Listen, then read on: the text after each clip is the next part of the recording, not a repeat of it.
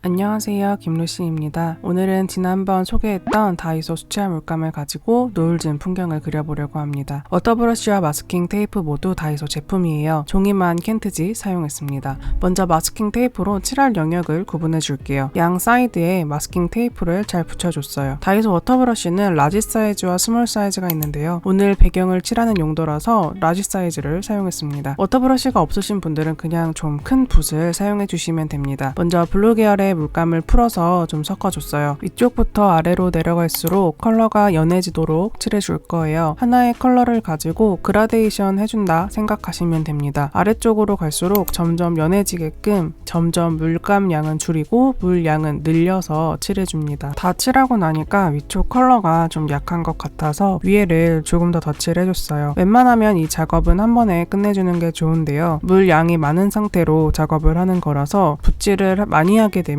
종이가 일어나고 잘못하면 구멍이 날 수도 있습니다. 저는 종이가 많이 일어난 것 같진 않아서 좀 더 어둡게 칠해줬어요. 종이가 일어나는 게 싫으시면 종이의 중량이 높은 종이를 사용하시는 게 좋아요. 고급 수채화지는 여러 번 덧칠해도 잘 상하지 않습니다. 이렇게 칠한 뒤에 충분히 말릴게요. 마르는 동안 다른 배경들도 그려봅시다. 동일하게 마스킹 작업을 해주고요. 이번에는 조금 다양한 컬러로 노을을 칠해 볼 건데요. 해가 막 지는 느낌의 노을을 표현해 보겠습니다. 이번에는 서로 다른 컬러들을 가지고 그라데이션을 할 건데요. 물감과 물 양을 충분히 붓에 묻혀 칠해주고 조금 빠르게 컬러와 컬러를 섞어서 칠을 해줍니다. 너무 천천히 칠하거나 오래 방치한 뒤에 다음 컬러를 칠하면 자국이 남을 수 있으니까 물 양을 많이 해서 빠르게 칠해줍니다. 인터넷에 노을이라고 검색을 하시면 정말 많은 노을 사진이 나오는데요. 다양한 컬러들로 작업을 해보시면 좋을 것 같아요. 이렇게 작업한 그림도 충분히 말려줘야 하기 때문에 마지막으로 하나만 더 그려볼게요. 이번에는 약간 파스텔 톤의 하늘을 그려볼 건데요. 기존에 사용했던 컬러들에 화이트 컬러를 섞어서 칠해주면 보다 로맨틱한 무드의 배경을 칠할 수 있어요. 화이트 컬러를 섞어서 칠하게 되면 조금 뿌옇고 탁한 느낌이 드는데요. 파스텔 톤의 부드러운 컬러를 표현할 때 효과적이에요. 마찬가지로 물 양을 많이 해야 칠한 부분이 금방 마르지 않으니 주의해주세요. 칠한 컬러가 촉촉한 상태에 다음 컬러를 빠르게 칠하는 것도 중요합니다. 이렇게 작업한 배경을 충분히 말린 후에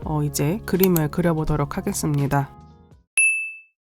그림을 그릴 펜을 다이소에서 사와봤는데요. 결국 사용한 건 제노브 펜이랑 플러스 펜이었어요. 저는 3개 다 샀지만 제노브 펜 중에서도 제일 얇은 가눈 붓펜 하나면 충분히 그림을 그릴 수 있을 것 같고요. 굵기 조절을 하기 좀 힘드신 분들은 플러스 펜 같은 얇은 펜을 하나 더 사용하면 될 것 같아요. 나무를 그려보겠습니다. 가운데 긴 선을 하나 그려주고요. 위쪽부터 사선으로 이런 식으로 선을 그려줍니다. 아래로 갈수록 조금 더 길게 그려주면 좋아요. 어차피 베이스로 쓰일 선들이라서 선이 삐뚤빼뚤해도 괜찮고 지저분하게 그려져도 괜찮습니다. 나중에 다 없어질 선들이거든요. 이렇게 선을 그어준 후에 나뭇잎을 그려줄 거예요. 가지에 나뭇잎이 붙어있다고 생각하고 점을 찍어줍니다. 조금 귀찮은 작업일 수 있지만 인내심을 가지고 점을 찍어줍니다. 제노 가는 붓펜은 힘 조절을 해서 크고 작은 점들을 표현할 수 있어요. 나뭇잎 사이즈가 다 같지 않기 때문에 점을 찍을 때도 다양한 점들을 표현해 주는 게 좋습니다. 다른 붓펜을 사용해도 좋고 얇은 세필에 블랙 물감을 묻혀 사용해도 동일한 효과를 낼 수 있습니다. 아래쪽은 컬러가 뭉쳐진 부분이라 점을 찍지 않고 조금씩 칠해가면서 작업을 해줬어요. 전체적인 형태를 보면서 부족한 부분에 점을 찍어 나무를 표현해줍니다. 다 그렸으면 마스킹 테이프를 제거해줍니다. 마스킹 테이프는 다이소 제품이 제일 좋더라고요. 접착력이 강하지 않아서 종이가 쉽게 찢어지지 않아 좋아요. 자, 이렇게 해서 쉽게 완성이 되었습니다. 이번에는 전신주를 그려볼 건데요. 많은 분들이 전신주 그림에 대해서 어렵게 생각을 하더라고요. 먼저 조금 두꺼운 선을 그려줄게요. 저는 제노 중간 사이즈로 선을 그려줬지만 가는 붓펜이나 다른 사인펜을 사용해도 괜찮습니다. 약간 기울기를 줘서 그릴 거라 전선이 나오는 부분을 사선으로 그려줬어요. 기본 뼈대를 그리고 나면 얇은 선들을 그려줄 건데요. 플러스 펜이나 제노 가는 붓펜 혹은 얇은 펜이면 그리면 다 괜찮습니다. 선은 밖을 향할수록 퍼지는 각도로 그려주는데요. 여기서 중요한 건 선을 그릴 때 시작점과 끝점이 끊어지지 않도록 그려주는 게 포인트입니다. 전신주에서 시작된 선이 끊어지지 않도록 배경 밖까지 그려줍니다. 저는 그리다 보니 선을 너무 많이 그린 느낌이 드네요. 여기서 더 얇은 선을 표현해주면 원근감이 더 잘 느껴지기 때문에 제노브펜으로 더 얇게 그려봤는데 티가 잘 안 나네요. 얇은 피그먼트 라이너가 있으신 분들은 두 가지 굵기의 선으로 전선 표현을 해주면 더 효과적이에요. 마지막으로 마스킹 테이프를 제거해주면 완성입니다. 쉬우니까 꼭 한번 그려보시면 좋을 것 같아요.